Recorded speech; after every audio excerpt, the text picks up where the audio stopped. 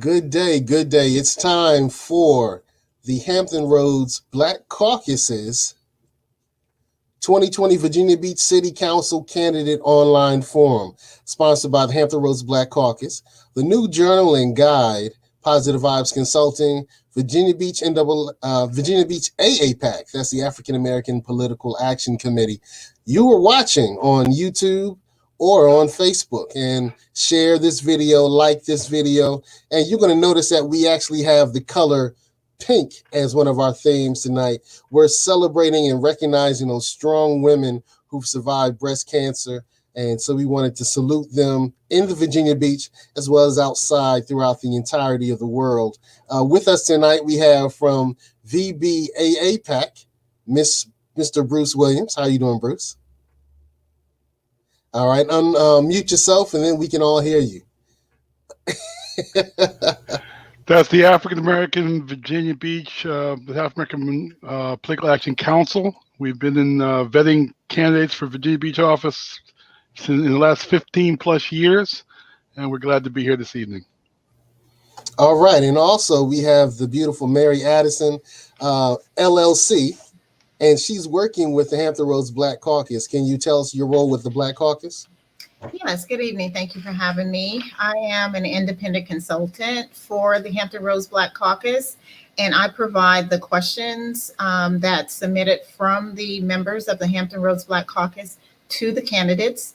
I also collect those questions and compile them and create a survey to send out to the HRBC members, and that's from those questions. They review those questions and they make their endorsements from those responses. So that's my role that I play for the Hampton Roads Black Caucus.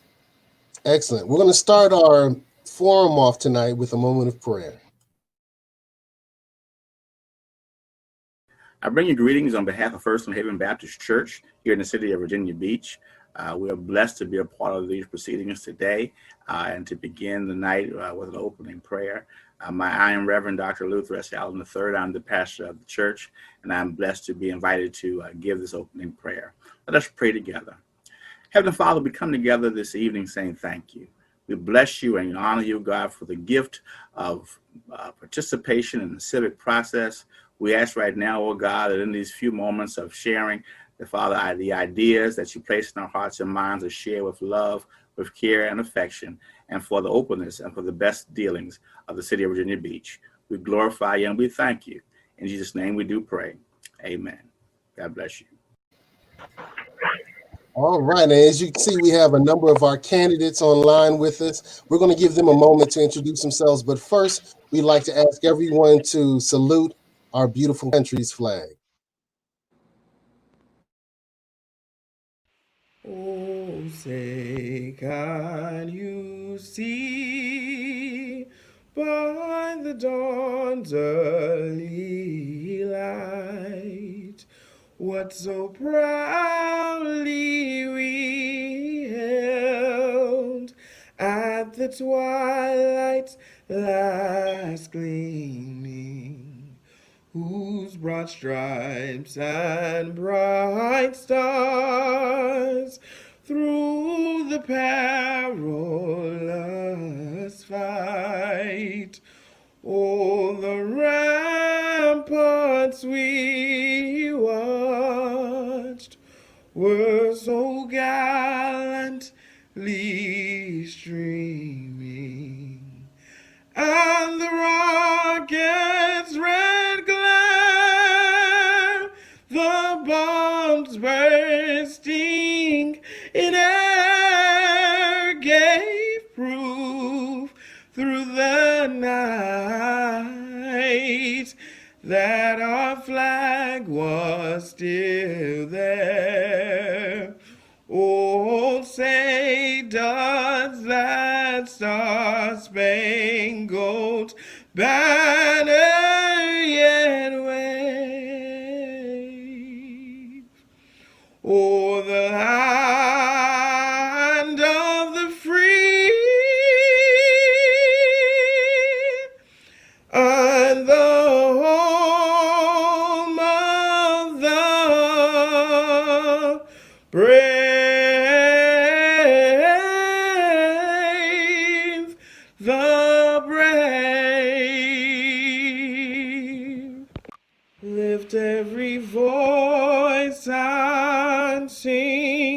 till earth and heaven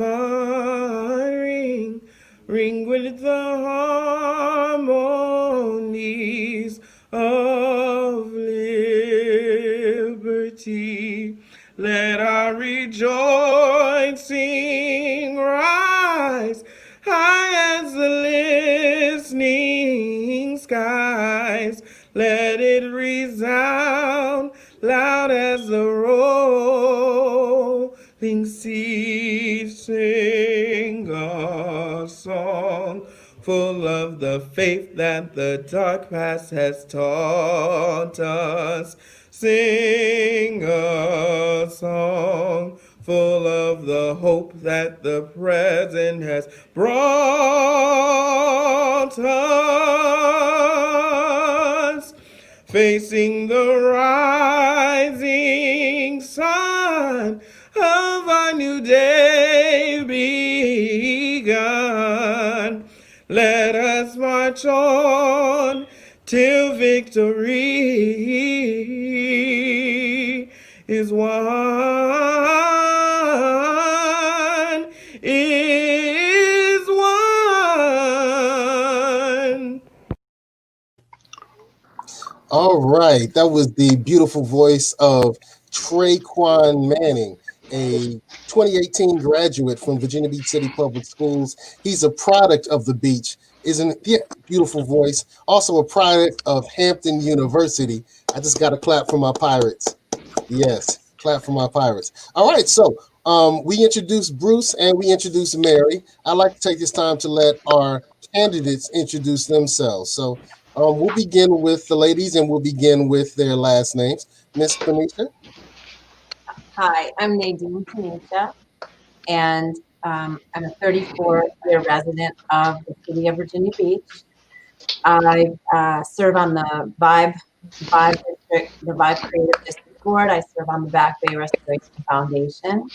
My son happens to be a native Virginia Beach resident, and he is a public school teacher, a science teacher.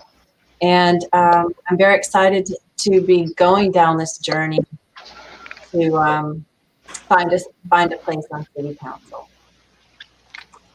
All right, great. And now our incumbent, Miss Rosemary Wilson. Introduce yourself very quickly. Thank you so much for having us all tonight. It's a joy to be with you and the beautiful singer. So I too grew up here in Virginia Beach and started the first grade at Bayside Elementary and graduated from Bayside High School. And I became a teacher, and I was a teacher in the Virginia Beach City Schools. And I was a wife of 38 years. I am now a widow. And I had two beautiful daughters, and they're married, and I have 4 fantastic grandchildren. When I started my political career with the school board, because schools and education has always been a big part for me. You can take the teacher out of the classroom, but you can't take the classroom out of the teacher. And it was a great experience, and I truly believe in our school system, and all of our schools are accredited. In 2000, I ran for council and was elected, and it's been a true pleasure to work and serve the citizens of Virginia Beach. I look at myself as a servant leader, and I work very hard, and I am a liaison to a lot of the different boards and commissions, and I'm past president of the Virginia Municipal League, and served on the Fair She's Housing. our incumbent candidate, and we thank her. Thank We're you. going to move on to introducing Mr. Brandon Hutchins. Brandon, take this short moment to introduce yourself. Sure. I won't hold you. Good evening, everybody. Thank you for the opportunity to speak to you. My name is Brandon Hutchins. There's nothing significantly special about me. I'm an 11-year Navy and Iraq War veteran, small local business owner. My wife and I own a salon here in the Kinsville area of Virginia Beach, now relocating behind City Hall in the Kellum Shopping Center. In addition to that, I'm a healthcare administrator working currently employed by Anthem. I am a board member on the Virginia Beach Community Development Corporation. And what else is there? My kids, we've had 2 graduate from Virginia Beach Public City Schools. One is a 3rd-year biology major at ODU. My son, he attends TCC whenever he feels like it. And my youngest daughter is a 9th grader at Green Run Collegiate. I'm looking forward to being a good neighbor on council, and anything I can do to help you guys, just let me know. Thanks. All right, great. So those are our three at-large candidates. Mr. Eric Ray has joined us. He'll be running in a different race. So Eric, we'll get a chance to introduce you in a few minutes, okay? All right, so let's begin with the Virginia Beach AA pack. So, Bruce, you get a chance to ask all the great questions. It's in your All hands. of them. Well, let me start with this one then. With most of the businesses in the Commonwealth based are on the current criteria are small, consider that's 250 employees or less than 250 employees or less than $10 million a year. Well, how will you increase procurement expenditures by the city with minority, women, business enterprises doing business with the city? And I guess, Ms. Benicia, you can start first. Okay. Actually, I was a small business owner for several years. And I will tell you that what was missing for me and my partner at the time was outreach and help on how to get things done, how to get your paperwork done, what you did. We made a lot of mistakes along the way. We didn't necessarily have a mentor or someone with the city as a liaison for us. But what I would do is, we are a marketing machine in Virginia Beach, and I think half the battle is the outreach. And I know the city says that they do the outreach, but I feel like it could be done far more significantly and far more targeted to the folks that you're trying to reach, the minorities and the Black-owned businesses, and I feel like we just don't do enough of the outreach. And I feel like then once we do the outreach, we don't have a liaison at the city to help people and walk them through it, because it's very intimidating. Thank you. Mr. Hutchins. Certainly. I would focus efforts on outreach and marketing towards MWB companies just to ensure that they have every resource possible available to obtain these procurement opportunities. I'd also look at working with the state on the definition of small business and take a look at what it is that's actually being included. Thanks. Well, thank you, Mr. Hutchins. Ms. Wilson.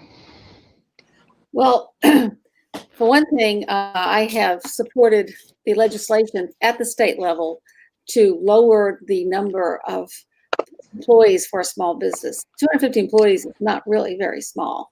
And that number needs to come down to be able to get more help for them. So we've been trying to get that legislation through the General Assembly. Also supported the disparity study. In fact, this year with our budget cuts, the manager wanted to cut some of the funding from the disparity study, and we put that money back into the budget because we know how important it is. And we've worked very, very hard to bring those numbers up. And every year they're increasing, and they're doing much better.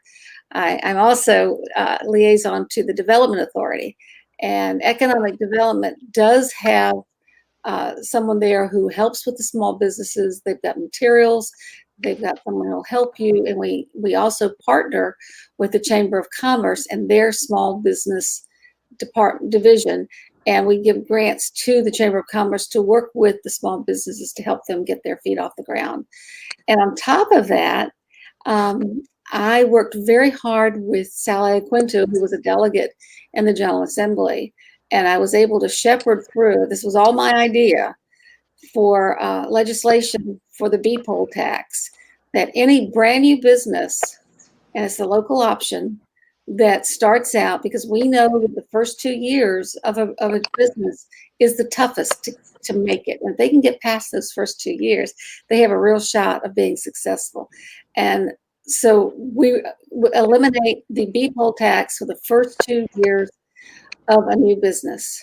And I got that through the General Assembly. Inside Business must have written 12 articles on it. And it's a local option, so I shepherd it through our council and our council to support it. So in Virginia Beach, you start a new business, you don't have to pay the B poll tax for 2 years. And Chesapeake has adopted it, and I don't think Norfolk has. But that's a really vital thing with starting a new business. I'm very proud that we were able to do that. Thank you, Rosemary. You walked me into one of my questions, and that is I need to ask the other two persons running against you. She mentioned that they had money that was taken out of the budget for the disparity and then was put back in. Mr. Hutchins, Ms. Pensia, do you support, if we have other budget challenges, keeping the money in place for eliminating the disparities? Mr. Hutchins first. He disappeared. All right, Ms. Penisa. Yeah. I get it right? No, I think it's very important. It's one of those issues that I don't think there's any leeway, and I think that money should absolutely stay in the budget. We can find cuts elsewhere, but that money needs to stay there. We need to focus on minority business. Shifting to another particular area, and I'll start with you, Ms. Wilson. Do you support an empowered civilian review board with subpoena powers and investigative powers? Why or why not? So initially, the investigative review panel that we have, it was appointed by Human Resources. And I was part of the council who said, we have not, there was a gap of time that they weren't meeting, and we realized that. So we took that appointment process away from Human Resources and gave it to the council. I do think that it's not strong enough. I think there's a whole lot of new things that need to be investigated that aren't being done. So we need to expand what they can do. But I'm not sure with the legislation at the General Assembly that we're able to allow that. And there is a concern to giving subpoena power to people who are not elected. The council can do that, but I'm not even sure that we can do that at this time. But presuming that they do pass the bill allowing that, would you support it? Well, I'm not going on a presumption. I'm going to go with what we can do and what we can't do. But we can do more than we are, and I think we really truly need to do that. And we need to be able to support cases that are not the right thing that happens. And we don't get very many because we have a great police department. But the ones that do go bad, we need to give those people more power to look into things than they have now. Ms. Benicia. I feel like it's almost the cart before the horse. I think we have a situation where I'm not comfortable with the way people are appointed to commissions and boards in the city right now. And I think that, before we tackle that, we need to tackle how and the system that's in place. I mean, it's very difficult to break in the city of Virginia Beach. I've been here 34 years, and I've done a lot of work for this city. And I haven't been able to break in and get a spot on any of those boards. So A, I think we need to look at that. And then B, I'm not really 100% sure what the current board that sits there for the review board does. And they did appear before city council, but I still wasn't really super clear on what they did. And my concern would be giving people that I'm not sure how they're appointed and I don't know who they are, giving them the power to subpoena.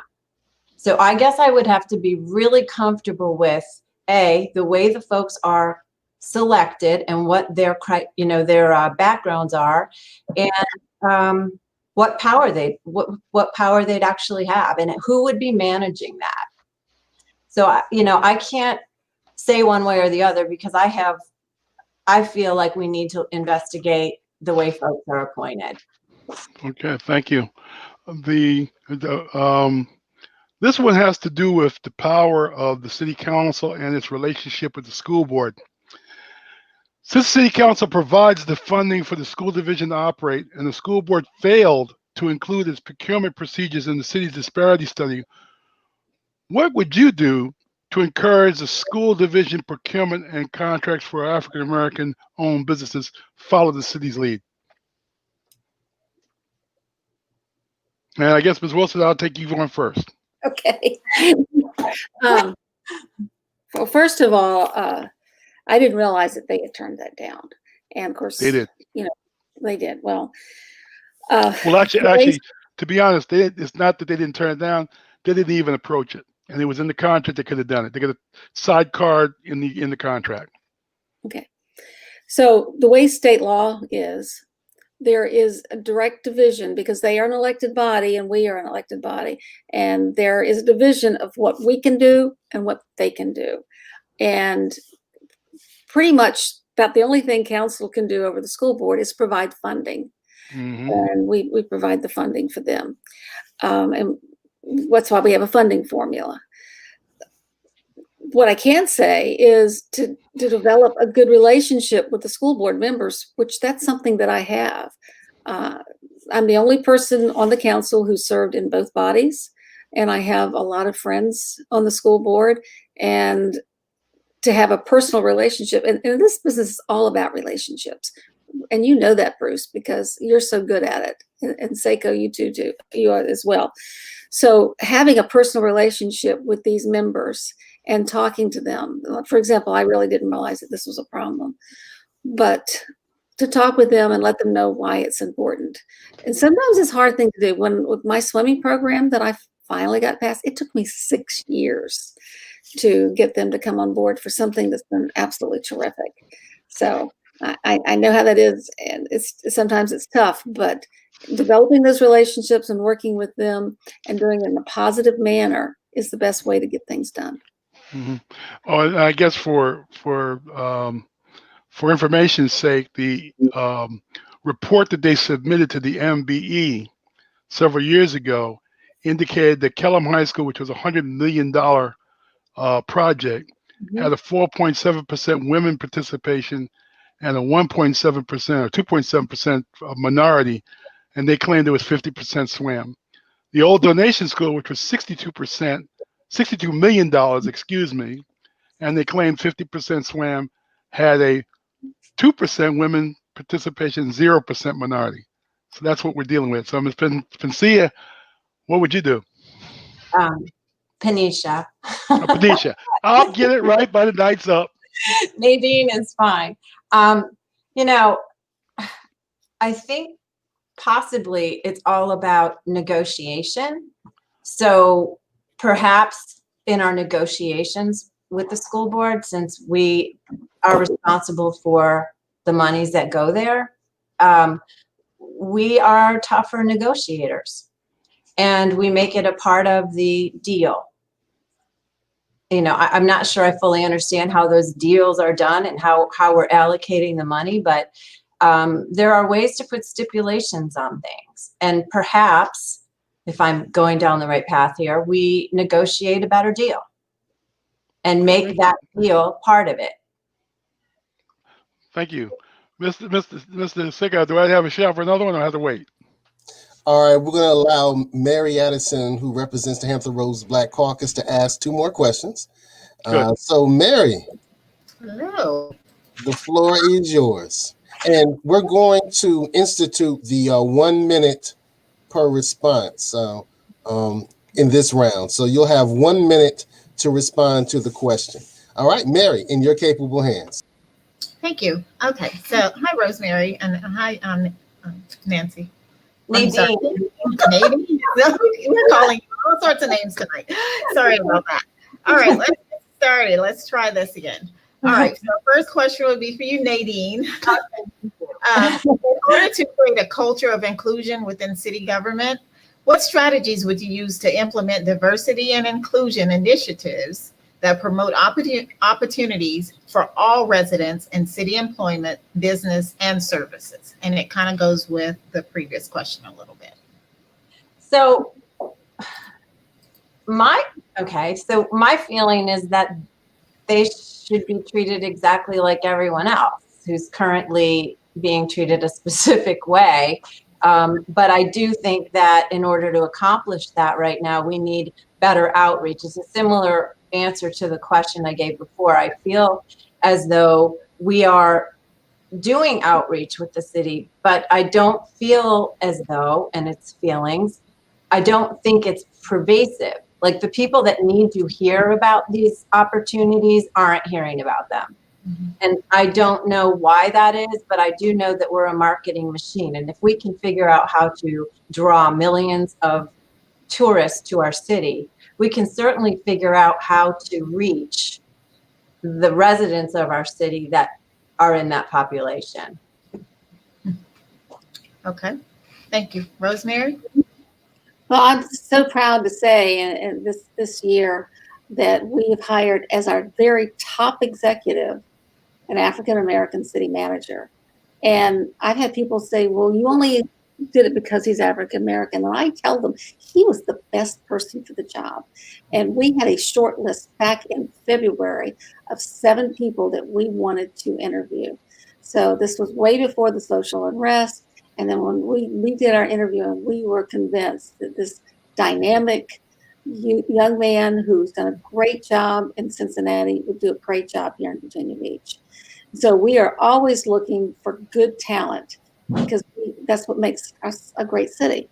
And I'm also pleased to tell you that I was the person who appointed Pastor John Costin from New Jerusalem Church, and he was also a firefighter, like at a very high level, a deputy chief with our fire department for about 38 years. Got him appointed to the Planning Commission, which is one of our very top boards and commissions. And it had been 12 years since an African American had been appointed to the Planning Commission. So I hear you, and I'm always looking for good talent. People need to contact us and say what they're interested in. We need good people because we have a volunteer city. We have volunteers on our boards and commissions, and so we're always looking for good people. Thank you. Okay, thank you. All right, we'll move to the next question. In this time of pain, unrest, and loss, officials today must reconsider their roles and their ethical responsibility to advocate for social justice. What role will you play in supporting racial and social justice? Go ahead, Rosemary. Well, as you know, as an educator and a teacher, it all starts with education and making sure that people know, things. Just because we've done it a certain way for a long time doesn't mean it's the right way to do it. You remember the turkey tail? Why did grandma always cut it off? Because my grandmother did. So we don't have to do things the way we've always done them just because they were done that way. And we need to start with education and get people to, really open their eyes and be with an open heart to say, this isn't right, that we need to be doing things differently. And we set the example by ourselves. You have to be the light that you shine. So I think that with education and being a good example and to work with people and listen, say, what is it that we need to do? Because, we haven't all walked in the same shoes. We need to work with the people and find out how we can make things better for you. Thank you. Nadine? We all have our strengths and weaknesses, and social injustice, social justice, it spans a wide variety of things. And where my strength lies is in environmental justice, which is a social justice issue.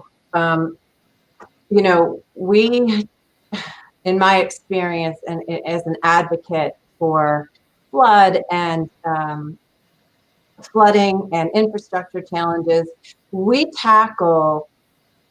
seem to tackle the higher end neighborhoods first. And we've got neighborhoods waiting to have relief, and they're on the back burner, or we have excuses about why we can't get certain things done. And it is infuriating to know that we have Windsor Woods, who flooded in 2016 during Matthew, behind Asheville Park, that immediately got a $12 million pump station, $12 million road work at the taxpayer's expense. And we're still working on a working class neighborhood in Windsor Woods. And to me, it speaks volumes. And I know we're working on Windsor Woods now, but it speaks volumes. All right. Thank you. We're going to ask that Nadine and Rosemary step aside for a moment. Mary, if you can stay on, we're going to bring on Eric Ray and the incumbent council member, Sabrina Wooten. And if you can ask the same questions, okay? Okay. All right. All right. Hi, Sabrina. Hi, Eric. Hello. Good evening. Good evening. All right. So we're going to start with the question. In order to create a culture of inclusion within city government, what strategies would you use to implement diversity and inclusion initiatives that promote opportunities for all residents in city employment, business, and services? And we'll address you first, Sabrina. I think it's important when we talk about inclusion and diversity, in terms of looking at where we are in our city and city staff and employment. I think it's important to provide education, awareness as it relates to sensitivity training and understanding what it means to be inclusive. I think that's very important because everyone's definition of inclusiveness and diversity is not the same. So I think it's important that we encourage training, awareness campaigns of being inclusive and diversity. Also, I think it's important that we look at and focus on where we are as a city. We indeed had a disparity study that brought back specific recommendations on how we can engage our minority, small women, and service-disabled veteran-owned businesses. And with regard to those disparities and the recommendations, I have sponsored recommendations and resolutions on all of the recommendations to have them implemented and funded since I've been on council. And so I think that's also a huge part of it. Specifically the SWAM business office for minority women and service-disabled veteran-owned businesses. There is an office opening up just for them to help educate them and get them opportunities with the city of Virginia Beach. Nice. Thank you. Eric? All right. Well, thank you all for having us tonight. So this is the key difference between myself and the current council member in this district. Her work to increase opportunities have done little to change anything regarding city employment and done a great deal to politically highlight herself. Actual change means working with the city manager, those in procurement and economic development. And goals and timelines must be established. The city needs to actively recruit those with diverse backgrounds and companies that are underrepresented. This is the kind of work that doesn't have spotlights or stages, but it makes progress. Thank you. Sabrina, would you like to say something in Absolutely. response? Sure, absolutely. Absolutely. Thank you so much. Actually, the programs that I have sponsored actually have been very successful. There have been small business owners who have been able to grow their business and expand their business in terms of the business programs that I have offered. It's very important, and it speaks to the specific disparity within our city as it relates to contracts and helping these business owners engage and be successful with those contracts. We do have a new city manager who's on board, and certainly am continuing and will work with him to address as it relates to employment. Those are areas, as I mentioned before, where we're going to have to educate and provide training. And I'm here now and I'm doing the work, and that work is making a tremendous difference. So thank you. Thank you. Okay, we're going to move to the next question. In this time of pain, unrest, and loss, officials today must reconsider their role and their ethical responsibility to advocate for social justice. What role will you play in supporting racial and social justice? And we'll go ahead with Eric. Okay. Too many in our community feel unrepresented and that they don't have a real shot. I am a small business owner, and I've sunk everything into making my business work. I didn't have a grandfather to start this business. I'm on year number 5, and I've started this myself. I can mentor youngsters from my personal experience, and that's the best role that we can play. Those who are successful in business can encourage the next generation to become business owners like themselves and make a huge difference in our community. I can remember the idea that I had that I'm glad the school board finally implemented was the Entrepreneurial Academy. And I ran for school board in 2012. And from what I understand, it's doing a great work, and that's the intent that I had for it when I suggested. Thank you. Sabrina. Yes. You know, the political and the civil unrest across our nation suggests that there is a huge gap between our community and our law enforcement officers and agency. So there is certainly an issue and issues that are arising across our nation. And so experts say one of the best ways to address that area is to address it with a citizens review panel. And I think it's important to educate council, to educate residents, to educate all the stakeholders involved to see how we can bridge that gap that experts talk about. So it's going to be in terms of me working to provide that education and advocacy that's needed to address the citizens review panel, but also as a former police chaplain and mediator, I have the skill set to engage with our law enforcement agents and to engage with major stakeholders and our residents to bridge that gap and build relationships. And so that's the role that I currently take and will continue to take in working with the citizens of Virginia Beach. Thank you. All right, great. All right, thank you, Mary.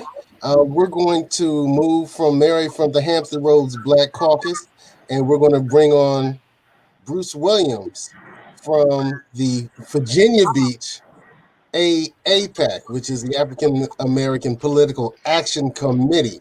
So, Bruce, go with the questions now. The first question, take as much time as you wish. Second question, we're going to go with the 1 minute rule, okay? I'm going to follow up on what Councilwoman Wooten came up with regarding the review board. And let me ask this question of you. Would you consider them being empowered with subpoena powers and investigative powers? And if not, why not? So I definitely understand the necessary to have investigative power and subpoena power. I think it's important to really educate people on what that means, because when you say subpoena power, a lot of people get nervous and they think that certain people shouldn't have that power.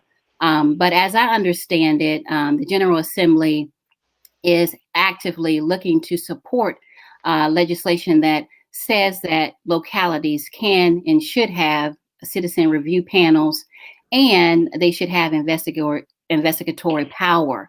And so if that's what the state legislature passes, I'm certainly am going to work and abide by that rule of law. Mr. Ray, I haven't heard what your support is or not of the empowered civilian review board with subpoena powers and investigative powers. Do you support that? And if not, why not? So we have a problem in this nation. Let's just be clear. We do have a problem in this nation with some bad cops. As opposed to most places, Virginia Beach is one of the greatest, has the greatest police departments in the United States. So for the subpoena review power, I think we have to be mindful of this. If you have a board who has zero training in law enforcement, who has zero training in the law, how can they be empowered to have a review board with subpoena and investigative powers? Now, I do think there should be an advisory committee, which we do have, but for that is a long stretch. And I think it's very requisite by the General Assembly to give pretty much activists the power to subpoena. Because at the end of the day, there'll be some good cops who may not get a fair shake at it because of activism. And in this current climate, I think that everyone needs to come to the table and to really be a good city, be the Virginia Beach family that we can be. It's too much, it's too divisive in this modern day. Police versus this person, and this group. And I understand there are some bad actors, but we got to come together as a city. And with the civil unrest, all of that has to really end. And the only way that's going to end is if the community and this police department work together. But for a review board to display activism, I do not support that. So that you do not support them having the power to offer subpoenas or investigative powers? No, I do not support that. Okay. Let me ask this question then. What's your stance on improving public transportation in Virginia Beach? Mr. Ray. Improving public, well, the light rail referendum was shot down. I really think that we need to take a better look at it. And so I'm not a real major regionalism person, but I do believe that there should be some kind of public transportation for our region to be able to connect together. I do want to look at maglev. And we do have a huge problem as far as transportation, but they are being corrected.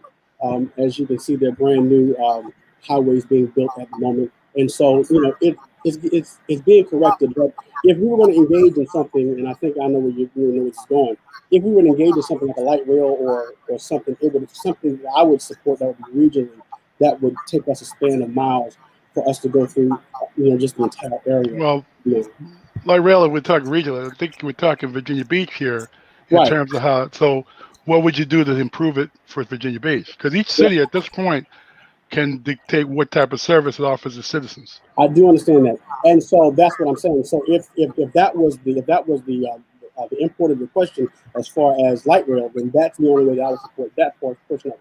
But I would support like a high-speed busing service. I know Ms. Abbott had talked about one time trails. We're doing a lot to increase our citizenship here in the beach, as we're looking for. And so I think we're doing a good job. But I mean, as you can see on 264, we're building. So it's that's roads, sir. I'm talking about public transportation. But that's right. Councilman Wooten. Yes, there are other ways that we can improve public transportation besides light rail. And in talking to constituents and citizens, they would like to see an expansion of our bus rails and our bus services that we offer. There are some areas where we can expand in that area. And there was a time I think we do as city council need to look at other areas, autonomous cars and other areas where we can look to the future to see what our transportation looks like. But I think we can start, first with listening to our citizens, expanding our current bus services that we have to just, if you look at us, Virginia Beach, there are some areas where we have bus service that takes an hour or an hour and a half to get to the oceanfront or to get to local areas. And people want to be able to use local transportation like the bus service to get to where they need in a timely manner. And also looking at autonomous cars in other areas, it is really a good way to start. We have, Seiko, am I still up? Yep. Yes. We have several areas in the city that have been designated as strategic growth areas, and particularly those which are heavily minority populated. I think in terms of the over near Lake Edward and Bayside or Salem. What would you do to stimulate employment opportunities significantly and economic growth in those areas? And Councilwoman, I'll take you first. And before you start, Councilwoman, we're going to give each one of the candidates a 30-second shot at this question. Okay? We're going to go into a lightning round, take us into 7:25. So, Council Member Sabrina Wooten, you can start it off first. Sure. There are a lot of ways we can address that area. There are opportunities for our young people and our students in the hospitality industry, where they can come out from high school and start their training at an early age and then be directed into those careers in hospitality. But a lot of times those opportunities are not really brought to light. And so I think we really need to look at the opportunities that we have, and we need to make sure that we're bringing awareness to those opportunities. There are also areas where we can partner with local businesses. There's one particular project that's in the Centerville district area that would like to bring opportunities to local citizens. And so I think we have quite a few of the opportunities already here. We just need to do a better chance of bringing awareness and educating our citizens what's available to them. Councilwoman Wilson, your chat. What would you do? Well, not what I will do, but what I am doing. Currently, I'm working with a low-income area down in the SeaTac neighborhood, where we're going to do a job fair in the next few weeks and bringing in some of the tourism groups. And we're going to be working with, talking to the residents and saying, tourism is the gift of employment, and have a job fair and let them know what the possibilities are. And we're looking to hire, and they need people. These are sectors that really need the people, and then these are people who really need the jobs and the money. And there's currently talked to Stacy Shiflett, who's been working with TCC. She's the executive director of the Restaurant Association.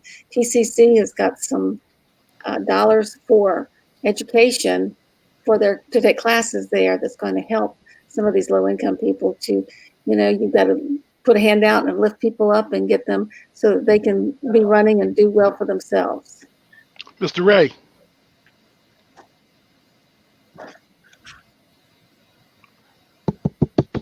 Okay. If anyone knows me, they know that I'm very aggressive when it comes to one and a half businesses, because I do own one. So there are civil unrest. You have companies that are out of the area and they're very scared. They want to move they may want to move their corporate offices.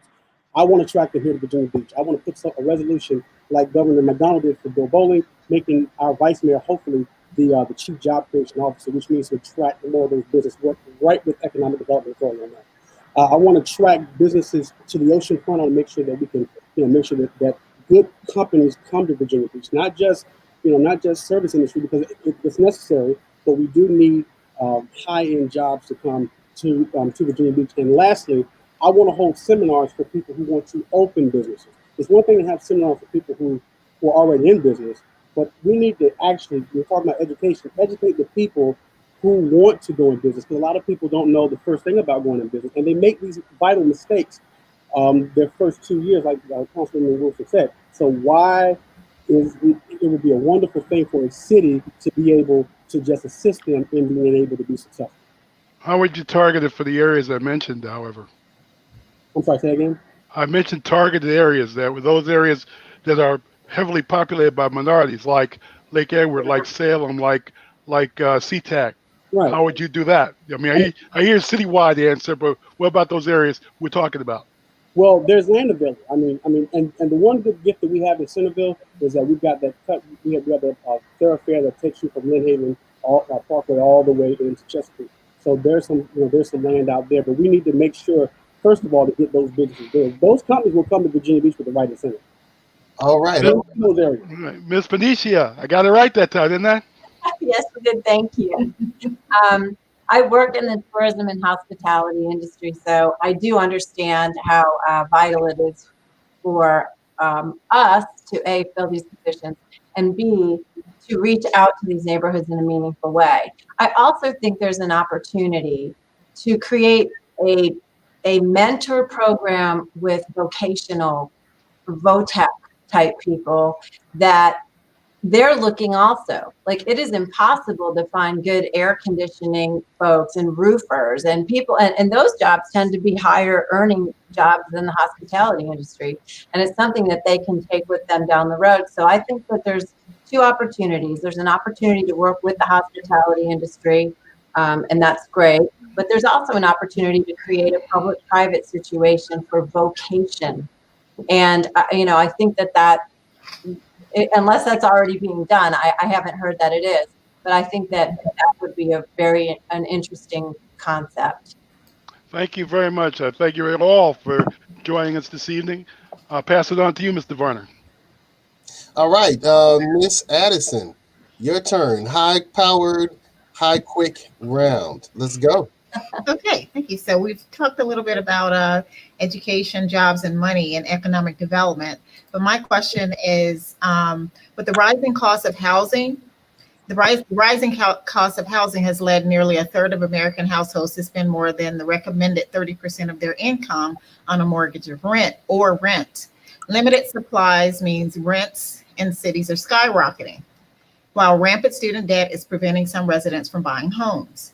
What innovative and creative affordable housing solutions would you recommend for medium to low income residents? And we'll start with Sabrina. I'm sorry, you're muted. Was I unmuted? Yeah, it's better. Thank you. Thank you. And so it's my understanding in working with the Housing Advisory Committee and hearing from the stakeholders, it's very important to really provide awareness and repurpose the word affordable housing to workforce housing. Because workforce housing is for everyone. It's for teachers, it's for public safety, it's for our seniors. And it's important that we get the word out that how important workforce housing is. The other part of it is we're going to need to repurpose some of these areas that may no longer be bustling, with business and opportunity, and look at some of those areas where it makes sense to put affordable housing in those areas. One other area we need to address is an ordinance with that addresses density, because what I understand from stakeholders that if an ordinance is in place that addresses density, it would be easier to place affordable housing throughout our city. One other thing I would say is that the city of Virginia Beach, our city council, is very favorable to affordable housing. Thank you. Nadine? It's a challenge. I just read an article about this today, and Kill Devil Hills in North Carolina is having similar problems. They are a tourism industry, and the people that work down there can't afford to live. They're spending 30-40% of their income on rental. And so what they're doing is identifying locations that are pedestrian, which is a huge part of this. I mean, the more pedestrian the area, the better it is for this affordable housing challenge that we're having. And I think that with the city of Virginia Beach, we're kind of blessed because there's areas away from the ocean front, because there's not a lot of land left at the Virginia Beach ocean front, right? It's a premium land. We just put one up in the Vibe district, if I'm not mistaken, and that's very pedestrian to walk to the ocean front. I think we need more opportunities like that, and he's doing this. So I'm Me? Okay, I'm sorry.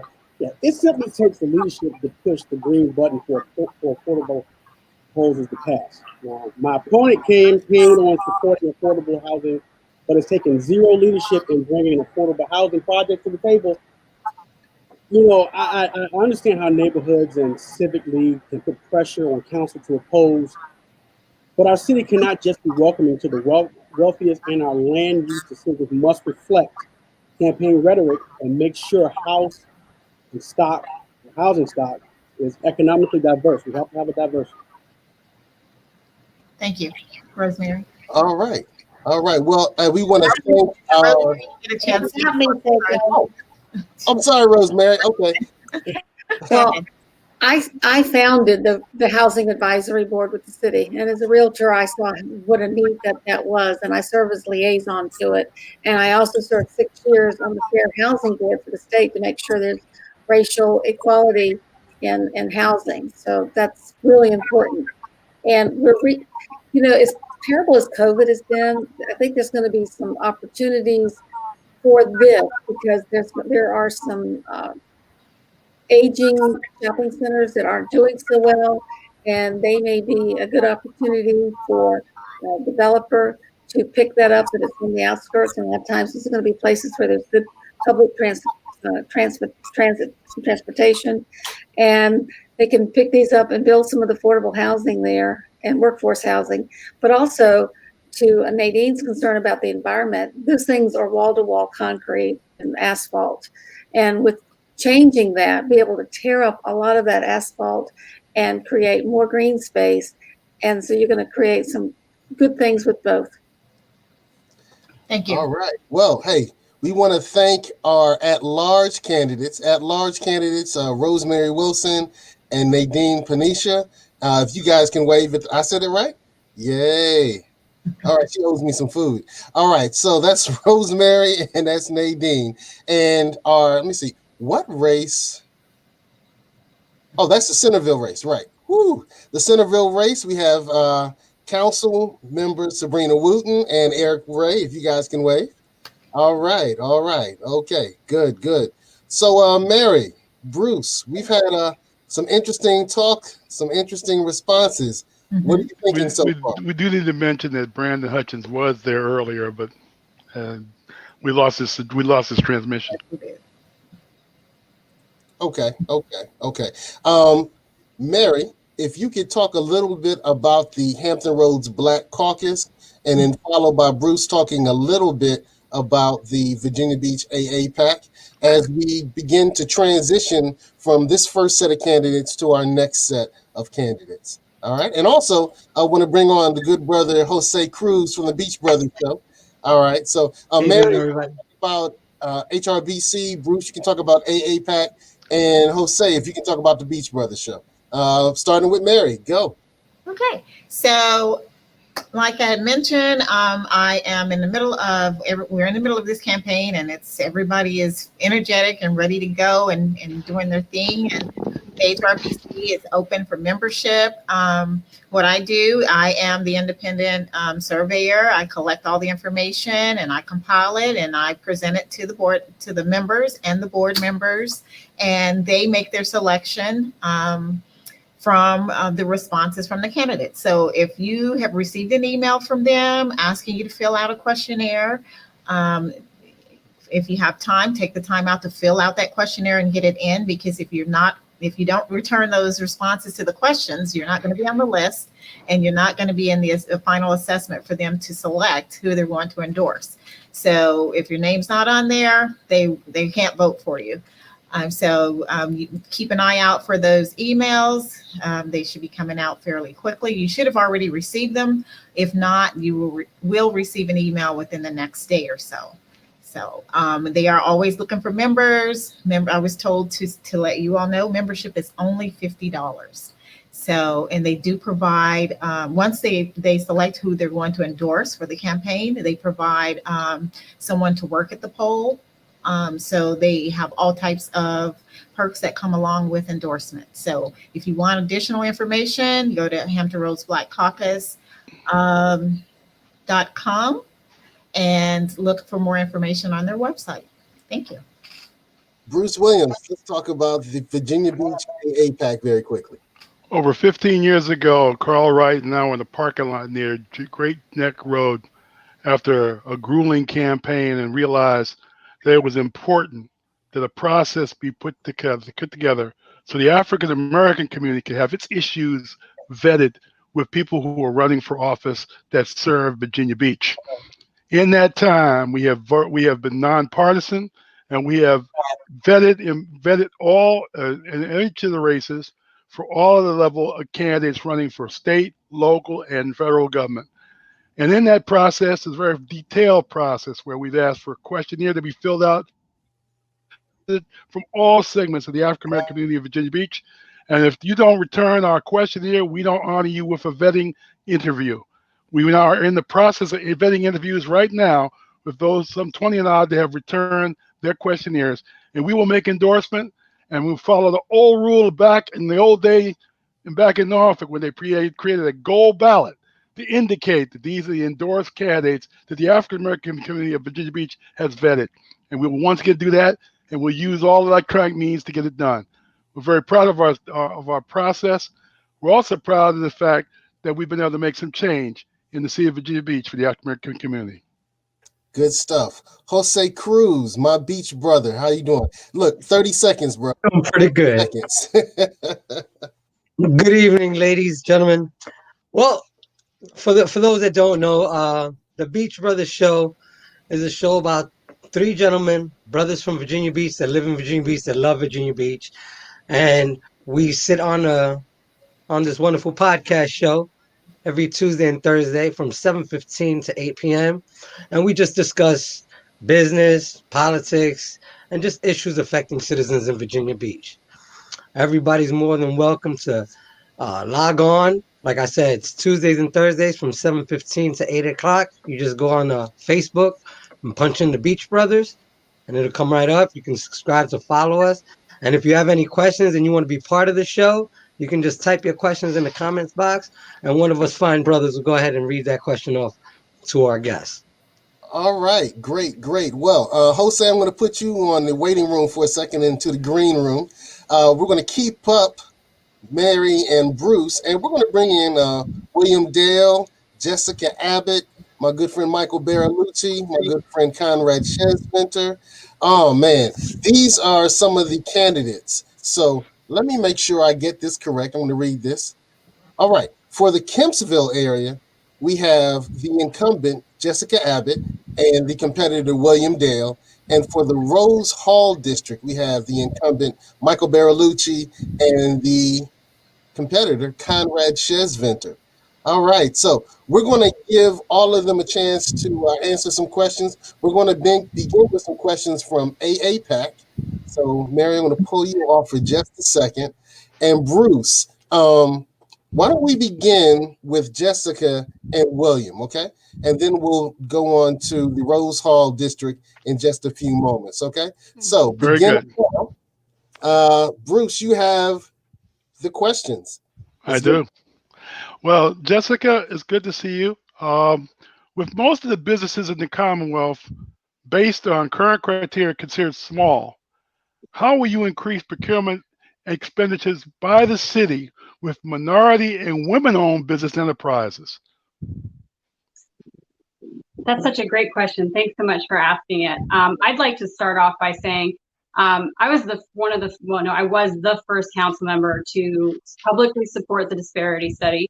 I marched in all three marches, one when I was 35 weeks pregnant. It was a great workout. And I have been an avid supporter of working to fight the disparity that we now know we have in the city of Virginia Beach. There were a lot of people in our community before the disparity study was completed saying that they had felt that they were being left out of the procurement process in the city. And that disparity study showed that they were in fact right. And now that we know better, we have to do better. One of the things that we were faced with in this budget cycle is we had a city manager recommended budget that actually cut funding from the disparity study recommendations.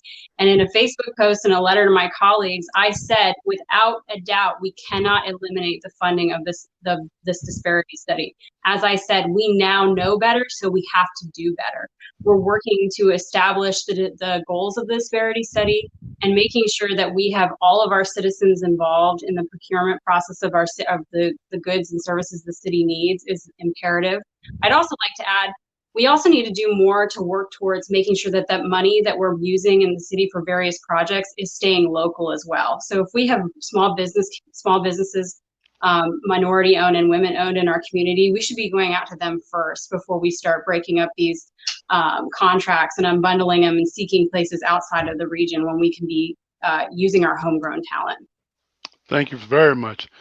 Bill, same question. What's your answer? I think there's a two-pronged response to it. The COVID virus, one of the results of that has been over 530 small businesses have closed in this area. It's expected that a good number will continue to close, particularly in the restaurant area. It creates, I believe, a golden opportunity to restart small businesses within the community, and in that end to include and give emphasis to minority and women-owned small businesses.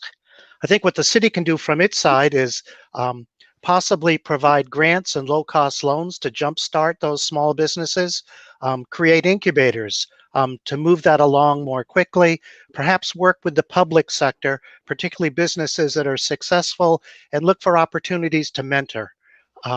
In terms of expenditures that the city makes, no question, but a certain percentage really has to go to women-owned businesses and minority-owned businesses for the same reasons that Jessica points out. The disparity study is going to be working to the extent that the council is held responsible on a regular basis for it. I'd call for a disparity roundtable. Gather together a few people who can, from a distance, look at the decisions that are made not only by council, but also by the various offices within the city, and report back on a regular basis about, how faithful we are to that study and fulfilling it. Thank you. In terms of the Civilian Review Board, as you probably all know, we've had some throughout the country issues with the police department and its proper carrying out of its duties. We have a board here, but a lot of people have complained that it hasn't done any kind of work at all. So, do you support an empowered Civilian Review Board with subpoena powers and investigative powers, presuming that the General Assembly passes that? If not, why not? And we're going to go ahead and institute the 1 minute time period to answer that question. So, Mr. Cruz, when they're at their 30-second mark, if you can hold up the 30-second sign, and then when they get to 15 seconds, hold up that sign, okay? All right, so who will go first? Bill Dale. Happy to. I had the good fortune or bad fortune, I'm not sure which, to be the organizer and first chair of the investigative review panel, and served on that for a good number of years. Also served on the personnel board for a long period of time, so was able to look at this question from both ends. I think meaningful legislation was passed 2 days ago in the Senate, in the state Senate, which allowed for subpoena powers to be used by civilian review boards. Up until that point, I had mixed feelings. I didn't think it would have any teeth, but I'm willing to support the establishment of a civilian review board. Would only ask that all of the participants, all that are going to be involved, have some voice in putting it together, and so there's a common understanding of what they're going to be about and how they'll operate. Presently, we've got a great police force in Virginia Beach. My expectation is with a civilian review board, it may meet 2 or 3 times a year. I don't anticipate there are any significant number of issues. The less times it's called to meet, the better the climate is in the beach. Jessica. Thank you. Well, I think it's painfully obvious that the investigative review panel hasn't done what it's needed to do. Prior to 2012, they hadn't met for a long period of time, despite having over 60 complaints being requested to be heard, and the board just simply did not meet. And then in 2012, the city auditor found that they had produced 0 annual reports. I think that speaks to the issue that we are facing with all the social unrest, and it really brings a great question to, have we done enough? And I think the answer is no. There is a lot in the air that's happening right now. I have been watching the Senate bill closely, and what we're going to be able to do and not do is going to be a big part of the conversation moving forward. I'm very open to looking at all of the tools in our toolbox. We have to be coming together as a community. We have to bring all the stakeholders together. We have to engage the police. We have to engage our community. And we have to be willing to have those tough, honest conversations. And I think we have to be open-minded to what that looks like. It's no doubt in my mind that the IRP does not have enough authority or power right now. And they need to have some ability to investigate and to elaborate on what they're doing. Should they have, just quick, should they have it? Yes or no? I think we need to be really open to it. And I think we need to listen to all of the stakeholders in the community. Thank you. If elected, how should we measure your success at the end of your term in office? And Jessica, I'll let you go first. Well, I'm very young, obviously. So I hope to be around for a long time. But one of the indicators that I look for and how if I'm being successful on council is, can small businesses thrive in our community? Can people of all ages afford to live here? Can our community expand and become diverse? Do our schools stay successful? Do our teachers feel empowered? Do our public servants feel like they are doing meaningful work in the community? And at the end of the day, do people go to sleep at night saying, I love my city? And so I think you measure the success of me, the success of this council by saying, do I still love this city, and do I feel like this can be my community for a lifetime? Bill, your answer. I'm coming from the other side. Jessica's very young. I'm very old. I'm not sure how many years I have left, but been around for a long time. Measuring success is always difficult. I hope that at the end of 4 years, people in the city are screaming out for something new, something different, and screaming out saying, council should be doing this and council should be doing that. That's what moves us along. I think that's what Black Lives Matters has shown us, that when you get those voices that push and say move in another direction, you get a response. My three-pronged approach, at least my stance is, first of all, with COVID, that we get through COVID successfully. It's going to be another 15 to 18 months. But I think to be able to do that will be a great achievement on the part of council, on the part of the whole community. Our school system is ranked as one of the best in the nation. We've got to keep, if it falls off from that, then we've failed in our job. It's an engine that brings people into our community. And finally, with our police force, with all the questions that raise around it, if there's a sense of calm in 3 and 4 years' time, and there's a sense of well-being in the whole community, I think we'll have done a good job. If there's not, fire us. Mary, you've got it. I yield. Thank you. All right, so I will ask Jessica first. In order to create a culture of inclusion within city government, what strategies would you use to implement diversity and inclusion initiatives that promote opportunities for all residents in city employment, business, and services? Thank you. Yeah, this has been probably one of the biggest reasons why I ran for council in the first place. Inclusion is so important, and there is such a significant portion of our community that doesn't feel like they're brought to the table. And that's for a variety of reasons, depending on which group you're talking to. But gone are the days of us simply putting a meeting up at 6 o'clock at night and saying, hey, come on down to City Hall. That's not working anymore. We have to go and meet people where they're at. We have to go to parents and say, we realize that you're making dinner at 6 and 7 o'clock, and then by 8:30 you're probably trying to put your kids to bed, and it's not reasonable to expect you to be able to attend a Tuesday night council meeting. So I've really worked hard to be creative in how I do my outreach. I do surveys, I do emails. I even did a series of talks in the park on Saturday morning where I said, hey moms, grab your stroller and let's go walk and talk about the things that are really important to you. So it's about being creative. It's about finding new ways to engage people. And I am so excited to do that. And it's a big passion of mine. Thank you. Bill? Starts first off, I think, with the council.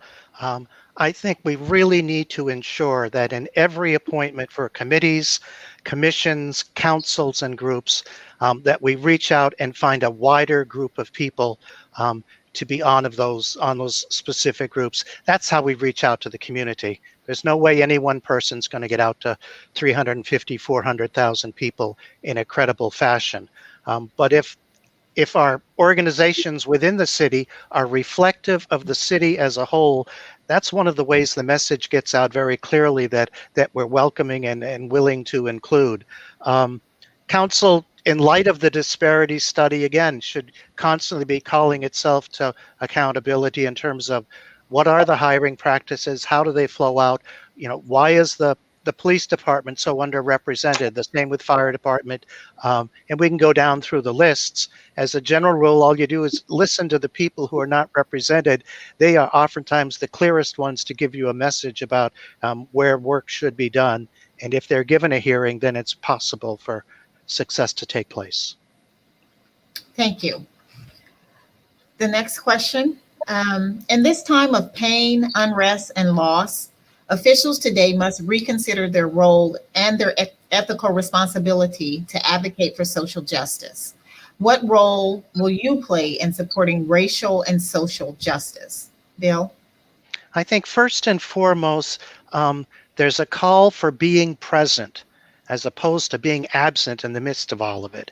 And so when something is going on, be out there. That's, you don't have to say anything necessarily, but just being present can give support to groups, to people, to individuals. Make it a point when a crisis takes place and people are in the midst of pain, you make it a point to go out and reach out to them and personally be there. Again, the same thing. You don't have to necessarily say anything, even if you don't know what to say. Just being present can make a difference. And it's a symbol and it's a sign that the whole of the community is interested and the whole of the community is responding. That's what it means to hold an elective office. And finally, the third thing is publicly to admonish and I say this strongly, those who speak out negatively in the face of this going on. And so that, those who are trying to create the issue and throw gas on the fire, I think you name them, you call them to accountability. In the end, you be the solution and not the problem. Thank you. Jessica. Well, I really actually really agree with Mr. Dale on his answer. And in fact, as soon as I got on council, I was very critical of our former manager's way of addressing our public and the disparaging comments he made. And up to 2 years prior to his actual leaving the city, I publicly criticized him on a regular basis. In fact, I sent a letter the night before the meeting we had to my colleagues, and I said, we must be so bold as to do something, and we cannot fear the change that was coming. And after our, after the relationship with our city manager ended, we started an amazing process of finding a great city manager, one that's highly qualified. He's a visionary, and he's going to be a great asset to our city. And it was all because we were willing to stop accepting poor behavior and move on to what was better in the world. And I would also add, it is really about meeting people where they're at. Just like I've walked in all the disparity study marches, I walked in the BLM protest that Mr. Stinnett organized, and I am proud to say that I'm willing to go where people need me to be. Thank you.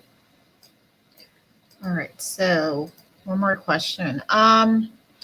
History teaches us the necessity of taking intentional steps to define our role in public service, else we'll allow entrenched powers to direct our purpose, thus making a tool in continuing the status quo. What steps would you take in creating a civil review board, and you've touched on this before, for police accountability to improve community relations? Go ahead, Jessica, please. Yeah, I wasn't sure. I'm sorry. Well, it's really funny. I am a very reflective person. It's a big part of who I am. And I think if you look at any major company in the private sector, you'll see that audits, reviews, those are all integral parts of the process in ensuring quality control. More importantly, they use those reviews, those audits, as opportunities to train, to learn from mistakes, and to expand in whatever industry they're in, their ability to provide a good service to the community. We also need to really hit hard on how we establish public trust with all of our first responders. And that means having more community events so that the people that are serving our public with first responder needs are members of our community. That means working really hard to make our police force and all of our first responders a diverse organization that is reflective of our community. And we need to be thinking creatively outside the box and looking at what best practices are across not only the country, but across the world. Thank you. Bill? I believe that we seriously have to begin the process of establishing a civilian review board. But the first step is to ensure that this is not perceived as an us-them kind of a thing, to ensure that our police department does not believe or feel that they are going to be under attack by another group that's coming into place. The sole purpose of a civilian review board, I believe, is to make our police force stronger and better received in the community, and to enable them to better do the job that they are called to do. I'd call together a diverse group of people who have interest in forming it. I would also include people who are opposed to the formation of it. Sit down at a table, put everything out in front, get a collective idea of what a civilian review board in Virginia Beach is going to look like. And when that's done, council should get involved with it and make a decision to move forward or not. Thank you. Great, great, great. So now we're going to move from the clash in Kempsville to our rumble in Rose Hall. So we have the incumbent, Councilman Michael Baralucci, we have Gary Hubbard, and we have Conrad Chesventer. So, Mary, if you can start off with the same questions, you'll have 3 questions to offer them. We'll give them 1 minute. Jose Cruz from the Beach Brothers will be our timekeeper. Let's go. Okay. All right, first question, and I'll start out with Michael. You can answer first. The question will be for each of you. So First question is, in order to create a culture of inclusion within city government, what strategies would you use to implement diversity and inclusion initiatives that promote opportunities for all residents in city employment, business, and services? Well, thank you, Mary. It's great to see all of you, and I'm really happy to be here in the Rose Hall Rumble. Diversity and inclusion is critically important to me. It's the inspiration for public service. It's the focus of my professional career, but I think perhaps most importantly, it's been the driving force in my civic and volunteer life. Simply the reason I wish to continue to serve the public and that I became a candidate in the first place was to help create an environment where every single person has the opportunity to fulfill their full potential. And that means everyone means everyone. So this focus on inclusion is not new to me. It's part of my professional life and it's part of what I do on council. The strategies are simple. It's working together to understand where intersections exist and to leverage our relationships in order to promote an environment where we can have honest dialogues, recognize where we've fallen short, and then take proactive measures to measure our progress and to move the needle forward in a positive way with many of the, for example, recommendations of the disparity study that I've always been in support of. But it's more than that. It's about leadership and setting a tone. And I have a record I'm proud of on those issues. Thank you. Thank you, Michael. Gary? Well, quite frankly, and thank you for having me, and hello to my fellow candidates. During my business career, especially in the commercial and construction fields, we had diversity, we had disparity, and I hired quite a few people that came to me. I believe there's no trust without transparency. I think we've studied the diversity and disparity studies to death. I think it's time for action. If you cannot be transparent in your day-to-day life, in your business life, then we will never move forward like we need to move forward. The city of Virginia Beach, I think, has lost an opportunity, not only to reach out, but also to reach out to different areas so more people are aware of the studies and what we can and cannot do to overcome them. We've got to understand that more businesses need to reach out so we can actually get things done instead of just talking it to death. Thank you. Thank you. Conrad?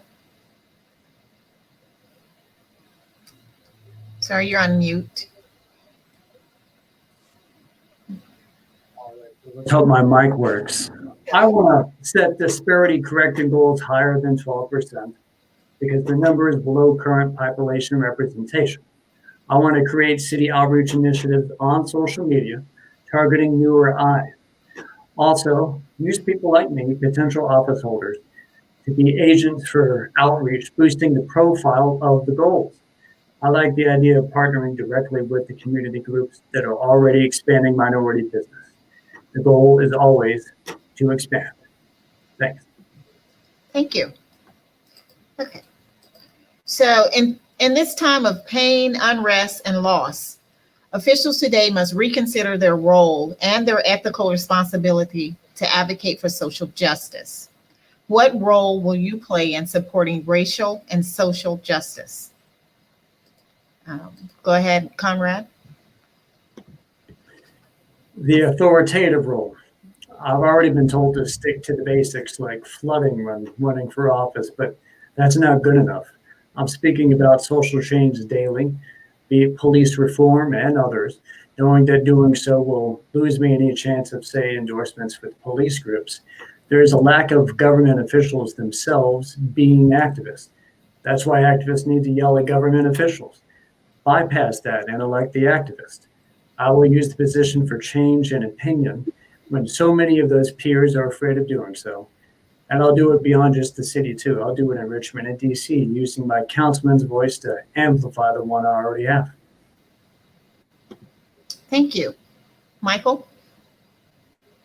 Well, I ask you to judge me by the role that I've played as a member of council, including supporting the implementation and funding of the recommendations in the disparity study by recently sponsoring a recommendation in our legislative agenda packet to promote diversity in judicial appointments so that our criminal justice system and judicial system reflects the community we serve, to formally eliminate discrimination in city contracting, and also a project that I'm currently working on, which will create parity between the Commonwealth's attorneys, members of the Commonwealth's attorneys team, and the public defenders team. I've recently learned about the disparities that exist in pay, and it's something that we have to address, and I'm currently working on that.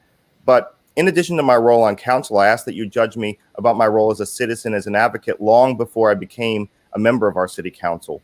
I served 2 terms as president of Hampton Roads Pride.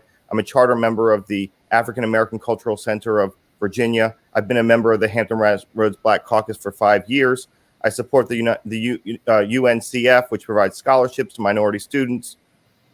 And I support the Hope House Foundation and many, many other causes that are worthy of our support. And so my work is not only about public policy, about creating connections in our community. And I have a record I'm really proud of. Thank you.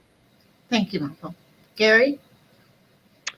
Well, social injustice, social inequity, those are powerful words. We now have a chance that with this pandemic, and the Band-Aid has been ripped off of the fabric of the American people, and yes, the city of Virginia Beach are those also, that we can truly look within ourselves and our inherent biases toward one another. There's studies after studies, one in Stanford that studies that the police with body cameras show the disparity of actually stopping and attacking I see that card, people of color versus people not of color. We have to actually look within ourselves, reach out to do what we can to matter of fact, to reverse the inherent discriminations that we have. Thank you. Thank you. Okay, so another question. History teaches us the necessity of taking intentional steps to define our role in public service. Else we'll allow the entrenched powers to direct our purpose, thus making us a tool and continuing the status quo. What steps would you take in creating a civilian review board for police accountability to improve community relations? Did I ask you that question? Michael. I'm up first? Okay. Well, there's no doubt that the Black Lives Matter movement and the discussions we're having about social justice and equity and fairness more and broadly all across our community, but specifically to law enforcement, are conversations that are long overdue. It's very important that we build trust and respect and mutual understanding in order to have a society that serves everyone, but also a society that's safe and equitable. That's our ultimate goal, is safe and equitable communities and neighborhoods. I want to note that it's my view that we have among the best trained and highest performing police officers anywhere. And I'm proud of their work, and I'm proud of the work they've done to build community trust and public engagement. But there are steps we can take to improve transparency and accountability and review. We currently have an independent review panel. That panel is not operating at its highest function, and I will work, as we already are engaged in working, to consider expanding some of the responsibilities of that organization and to diversify their members. Thank you. Thank you. Gary? Yes, I believe we should have a citizen review panel. I also believe the citizen review panel should have subpoena powers. Not only that, I believe they should be able to appoint or consult with an outside independent prosecutor. We don't have transparency within our police department.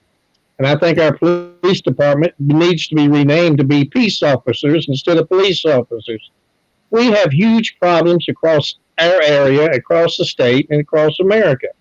These are problems that we need to address. We need to add more mental health experts with medical degrees instead of hiring more police to escalate situations that we can control. This is something that we need to do. And they need to meet at least once a month, and they need to have the transparency from either the police chief or the mayor about any complaints. Thank you. Thank you. Gary? Yes, I believe we should have a citizen review panel. I also believe the citizen review panel should have subpoena powers. Not only that, I believe they should be able to appoint or consult with an outside independent prosecutor. We don't have transparency within our police department. And I think our police department needs to be renamed to be peace officers instead of police officers. We have huge problems across our area, across the state, and across America. These are problems that we need to address. We need to add more mental health experts with medical degrees instead of hiring more police to escalate situations that we can control. This is something that we need to do. And they need to meet at least once a month, and they need to have the transparency from either the police chief or the mayor about any complaints. Thank you. Thank you. Conrad? You don't have to worry about entrenched powers making me stay in line. I don't have tens of thousands of dollars being thrown at me from developer groups or unions or associations. That way I can be inside office and partner directly with activists on the ground. I can follow my campaign planks on police reform. I would identify those from the community who best serve on it without undue influence. I use my position's social media account for persistent updates on what I'm observing so that there is more resistance if there is any problems with that. I can help generate a counter social presence of voters and concerned citizens to make sure that that Citizens Review Board is the best possible one. Thank you. Okay, so can you all take a moment to tell me what you do for a living? And we'll start with Michael.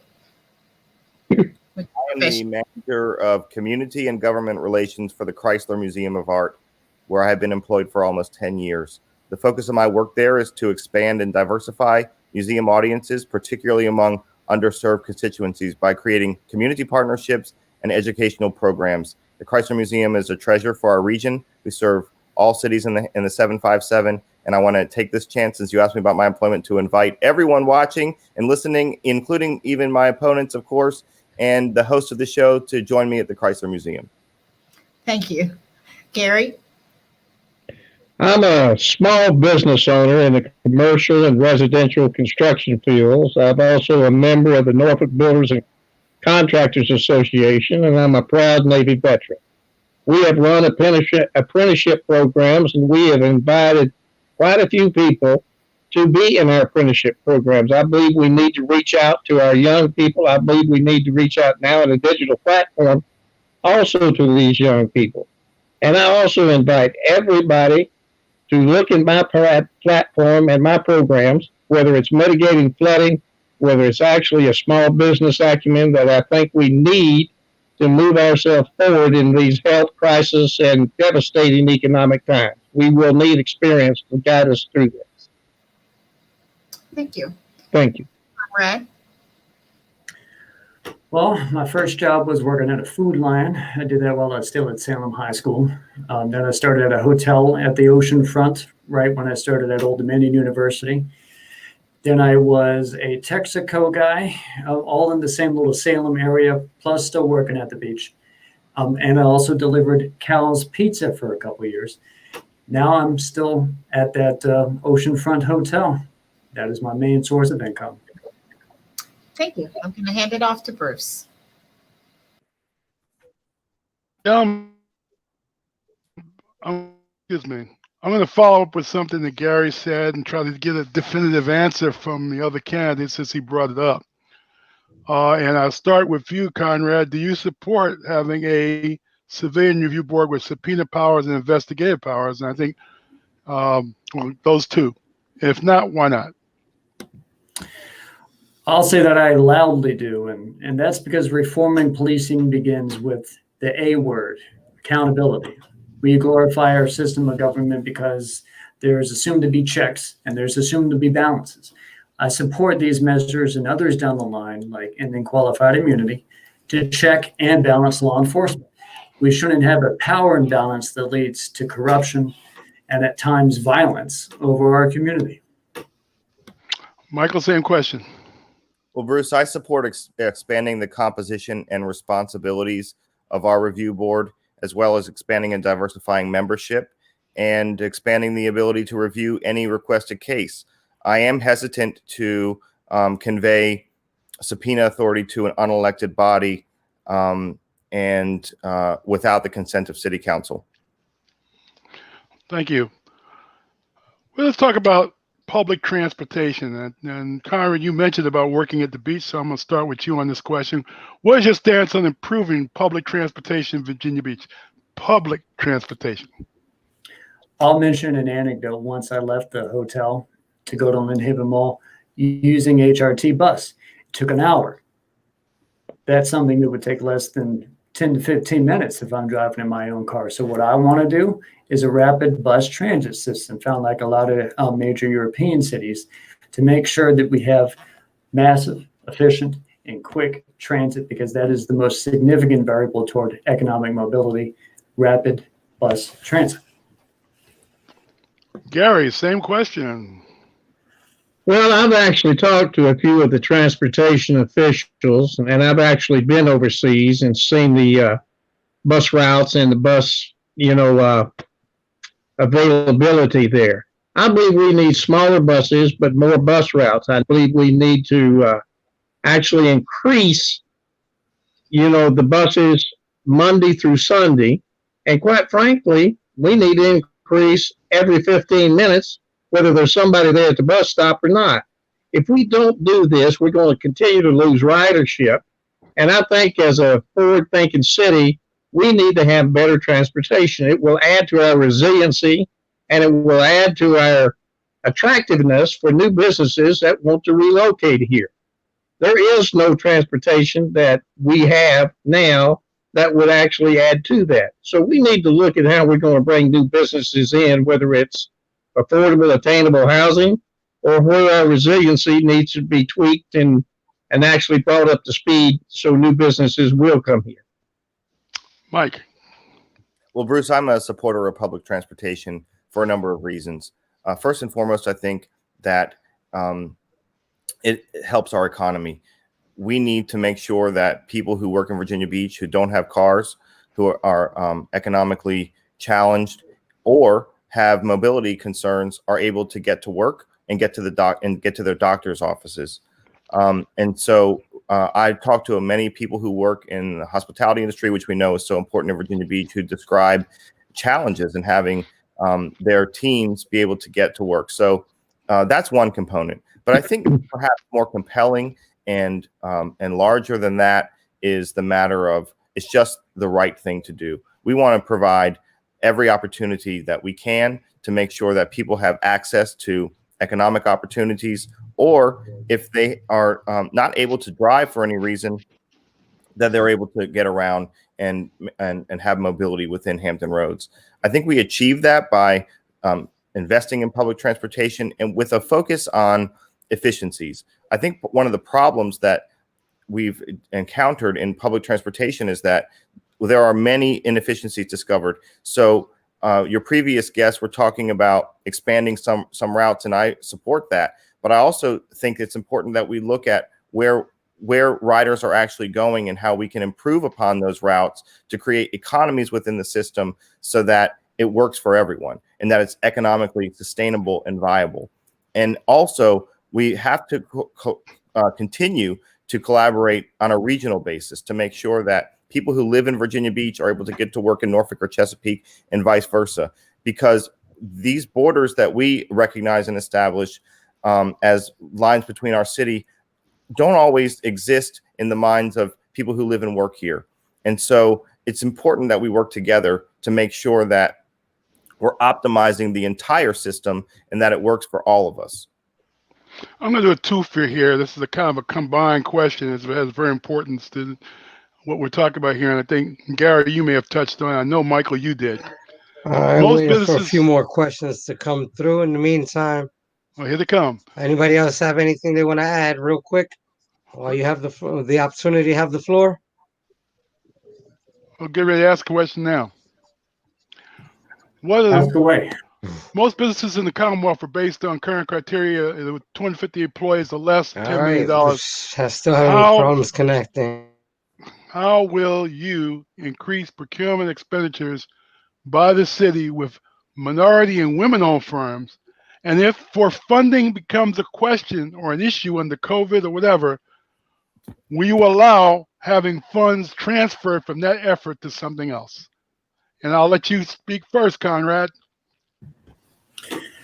Well, I've been really angry at the aspect of the city moving around funds so liberally. I've always liked to point to the voting of stormwater funds going to Woodstock Road improvement projects of a couple years back before COVID. I didn't like that. I want funding that is set for something to stay where it's set at. So for terms of disparity and trying to fix those measures, I want to keep that locked in. Okay. I would also want to mention that. What will you do to increase the expenditures with those firms as a councilman. Yep. Well, in that instance, I would also remember the words of former Old Dominion football coach Bobby Wilder: "Aim high." The council has already had the city manager take necessary measures to follow disparity study recommendations, but you got to increase the goal beyond 12% for MWB representation. I'd say push it probably at least to 20. I picked 20% because 47% of the city is non-white and 12 is just too low. Gary. Well, in my business career, I've seen inequities continuously happen. And as far as procurement, we probably need to fund more. We also need to have a list and also of the different contractors, different women-owned contractors, different, I would hate to say, just set aside something like that. I believe we need to actually have mentorship programs to actually help and enhance being able to bid on contracts. I believe we need to increase not only the contracts that we have set aside, but actually increase that money that we have set aside for women and minority and disabled veterans. Michael. Well, Bruce, as you know, supporting this goal has been a priority of mine even before I served on council. I was really honored to have a chance to participate in the first march on Atlantic Avenue to support the disparity study. And I participated in that dialogue as the events have unfolded. As a member of City Council, I've had the really honor and privilege of continuing that work on a public policy front by supporting implementing the recommendations included in the disparity study. So specifically, some of those recommendations include increased investment in outreach, unbundling large contracts, making sure that training and other opportunities and networking opportunities are available to more and more people, to consider quick and rapid payment. Those are some of the specific policy measures that we can take, and there are more. But in addition to that, the definition of small business is entirely outdated. 250 is a big business when it comes to most people who are trying to make a living in Virginia Beach, and so we've got to lower that number. And I look forward to the chance to do that. Thank you very much, gentlemen. Thank you. Seco, it's on you. Okay, rapid fire round. Let's do some rapid fire. We'll have Mary go first. Ask a question. 30 seconds. 30 seconds. 30 seconds. Mary, take it. Okay, we're going to start with Bill. This is the question. The rising cost of housing has led nearly a third of Americans' households to spend more than the recommended 30% of their income on a mortgage or rent.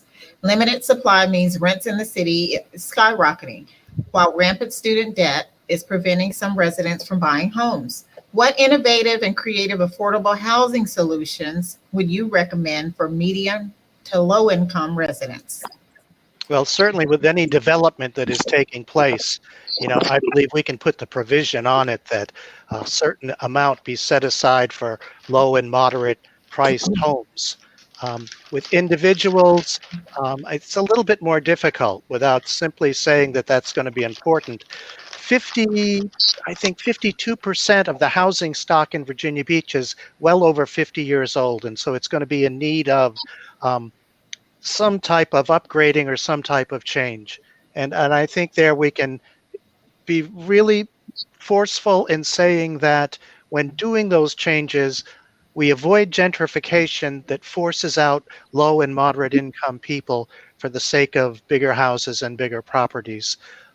And beyond that, it's going to be just taking the bully pulpit and saying, this is something that's important in the life of this city.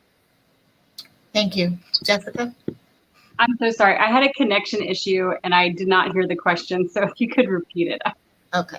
We're talking about the rising cost of housing, how more than a third of Americans is spending more than the recommended 30% of their income on mortgage or rent. What innovative and creative affordable housing solutions would you recommend for medium to low income residents? Oh, awesome. I love this question. So actually just last week we were talking in council about strategies for redevelopment of our commercial spaces. And one of the ideas I brought up at the retreat was we need to address these big boxes that have basically plagued our strip malls. And we can take that opportunity to redevelop those boxes into those affordable housing options. And at the same time, uplift these small businesses that are in our retail spaces. That could potentially solve a number of problems. Not only could that redevelopment solve our issues with helping our small businesses creating a more diverse housing stock, but it could also help us pull up some of that pavement and start creating more green spaces, which is ultimately one of our goals for addressing our stormwater infrastructure issues. Thank you. Gary?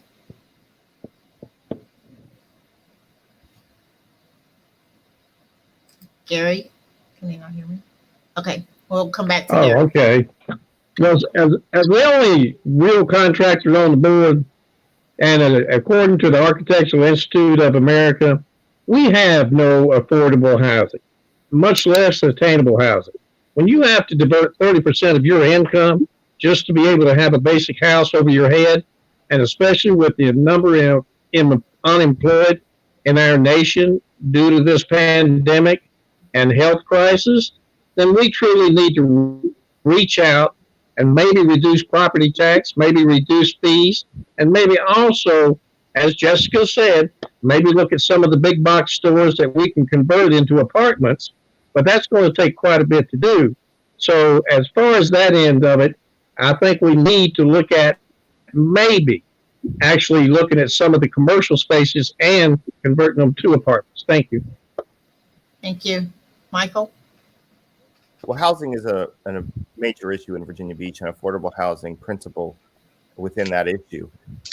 I serve as the liaison to the Virginia Beach Community Development Corporation, which is focused on housing. I'm a supporter of the JCOC, which serves people who are homeless, and I spend a lot of time at the Housing Resource Center. These are important entry points into the discussion about housing, but we're not going to be able to solve the problem we face with those public assistance programs alone.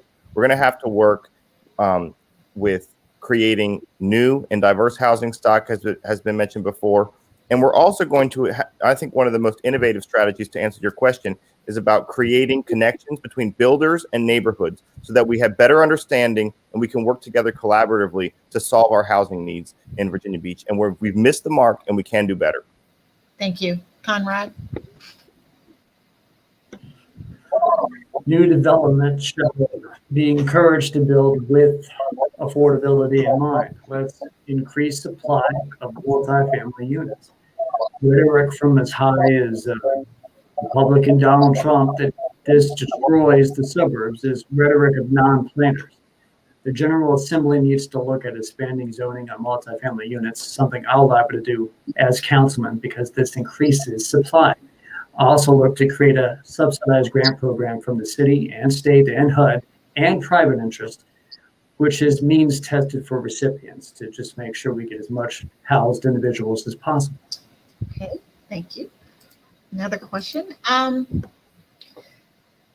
Many Americans are willing to accept the major racial prejudice, privilege, and disparity problems confronting our nation. Many of them welcome concrete advice about what they should do. In order to fill the need, what actions would you take to increase the momentum that will make us one America in the 21st century and promote race relations? Jessica? Well, one of the initiatives that I've worked really hard on, and I've touched on it in previous answers, is meeting people where they are. We need to be trying to make City Hall a community center again. We need to invite people to come. We need to go find them.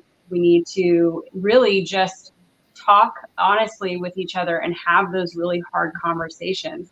And that starts at the top with our leadership. And so we need leaders in our city that are willing to come to the table with honest, open dialogue and not be afraid of those tough questions that are coming, because we're going to be facing them no matter what. Thank you. Conrad? First, count on me to point out racial inequities in society. I'm not running from it. I'm not ignoring it, or worse, in some circles, denying it.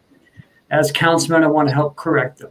A progressive council can enhance new minority businesses with capital injection, public-private partnership. It could create significant police reforms, beginning with subpoena-powered civilian review board. It can reform traffic stop policy to focus on bad driving, not revenue-generating boosts like taillights or stickers. It can make all officers CIT trained. It can also create a division specifically for mental health crises without the ability to situationally escalate. Attaining this, those worshiping police departments and fair equity, that's prohibitive. But if I and this group of progressive candidates like Brandon Hutchins, Sabrina Wooten, and others get elected, we can be more productive. Thank you. Gary? I think Gary? He's frozen. Okay. Frozen. Michael? Well, we have to begin by understanding our history, by recognizing where we've fallen short, and being honest with each other about where we are now. But as we consider what momentum we'll leverage and seize upon, I'd like to point to some of the things that I have done. As a member of the Human Rights Commission in Virginia Beach, I organized a bus trip to the National Museum of African American History and Culture, in which city leaders from the African American community, members of our police department traveled together to experience the wonder that is that museum and have dialogues about what that means for our city. I'd like to talk about more, but I know I'm out of time. But it's not only about what we have done or can do, it's about what we have done. And I'm proud of my contributions there. Thank you, Michael. Bill? I think your question brings up the whole issue of systemic racism. And part of the difficulty is that those who are not affected by it directly oftentimes don't recognize it even when they're in the midst of it. And those who are impacted directly by it never miss it and are always able to call it to account. There was a time in the past when the mayor had a roundtable, and it was, part of the purpose was to deal with issues just like this. I think we really are dependent on groups like Black Lives Matter and others who are impacted by systemic racism to name it, point it out, and then call upon those who make decisions to make decisions. Gary. Gary's back. Okay. Gary? Could you repeat the question? I'm having quite a few technical difficulties, and quite frankly, the question was broke up and also the response from the other candidates. Could you repeat that for me, please? Okay. The question is, what actions would you take to increase the momentum that will make us one America in the 21st century and promote race relations? Well, first and foremost, it has to be transparency, doesn't it? We have to be able to trust what people actually say and not have inherent biases, which we all have. But we need to truly sit down without any animosity and be able to talk to one another. During my years in business, and I've been in business since 1981, and before that I run a large construction company, and I never had a problem talking to anybody. No matter who it was, no matter what job they did, all work has value. So we need to promote actually trust and transparency. We need to look at this situation and realize there truly is racial injustice. It's inherent, it's socioeconomic, and it has been going on for quite some time. We finally have an opportunity to look at this situation and maybe move past the animosity that we have and seen with each other. So I would like to actually do that, but first we have to have transparency. Then we have to have trust in one another to be what we're doing and be able to believe what each other is saying and not just pandering to the moment. So I believe transparency and trust is the two main issues. Thank you. Thank you. All right. Well, I want to thank our candidates for placing themselves on the public block and saying, hey, I want to help improve our great city of Virginia Beach. So to Conrad Chesviner, Bill Dell, Michael Baralucci, Jessica Abbott, and to Gary Hubbard, we say thank you for doing what you're doing. The fact that you're willing to help lead the great future of our city means a lot to us. We love you for it. Keep doing what you're doing. God's luck and good luck to all of you. Thank you, Seiko. Thank you, MJ. All right. Thank you. Wow. Thank you so much. We've had a great night. We've had a very great night. What do you say, Mary? I Miss think it's Addison, what do you great. say? Very good. Very, very good. Good stuff. Mr. Williams. I would hope that the city of Virginia Beach, the rest citizens, make it their plan to vote. You've got a group of people who do care and love about the city, but they've got choices to make and the direction of the city to go. We hope that what we've done tonight has given you a chance to get a feel for these people running for office and get you involved in getting more and learning more about them. As we pointed out, we're going to be, again, doing vetting. We're going to be endorsing. But more importantly, you need to be studying the backgrounds of these folks. And even more important than that, whoever wins, follow up. Make sure they do what they say they're going to do. I agree. All right. Tough choices. Jose, last words. You were going to call me Conrad, weren't you? I knew you was going to say, Brother Conrad. Well, first off, I mean, thank you guys for, coming on the show. I mean, this was awesome. I mean, it was something new, but it was something that we need and we need more of, like this interaction with politicians and candidates that are going for public office. If you say you're going to do something, you telling the people you're going to do something, then like Bruce said, do what you say you're going to do, and the people need to follow up, not just voting. All right, wish you the best. Because if you don't follow up, then what's the point of even complaining about anything? So, but yeah, I think this was an awesome forum that we had. We should do Conrad, more I think of it. voting starts tomorrow, doesn't it? Yes, early voting starts tomorrow. We will be doing more. So this is the Hampton Roads Black Caucus's Virginia Beach forums. Starting next week, we'll be doing Portsmouth, Virginia, and then we'll be involved in Suffolk, Virginia. The Hampton Roads Black Caucus is a regional organization, and we'll be working in the region. We want to salute the good people of the Virginia Beach African American Political Action Committee. So VB1, that's Virginia Beach first. VB1. So salute Virginia Beach. We're going to end with some commercials from our sponsors. We want to thank Mary. We want to thank Jose. We want to thank Bruce. And we want to thank the New Journaling Guide. The guide is really undergoing a transformation as we focus on social and digital media in addition to our print. But our mission has never changed. It is to be an authentic recorder of news, events, information, and issues as they relate to the Black community. Your subscription today ensures the stories will be told tomorrow. And tallyandtwine.com. Yes, that's tallyandtwine.com, where you can find beautiful watches for men and for women, made here in the United States, made here in the great state of Virginia, made in Portsmouth, Virginia. That's right, made in America, made in Virginia, and made in Portsmouth. Tallyandtwine.com. Great watches for the men. Look at these beautiful watches. Aren't they nice, masculine, really attractive? And these sexy watches for our beautiful ladies. Tallyandtwine.com. This is my favorite watch. This is the watch I personally own. Tallyandtwine.com. Made in Virginia, made in America. It's time for you to get a high quality watch from Tally and Twine. All right. Good night, everybody. Good night. Visit our Facebook page. Good night. This show was brought to you by Positive Vibes Incorporated, our consulting services. We do credit fixes. We do tax resolution. We lend private money and debt consolidation. So if you need some of these services, we're waiting here for you. Credit fixes, tax resolutions, private money, and debt consolidation. Make sure you call Positive Vibes Incorporated. Take care.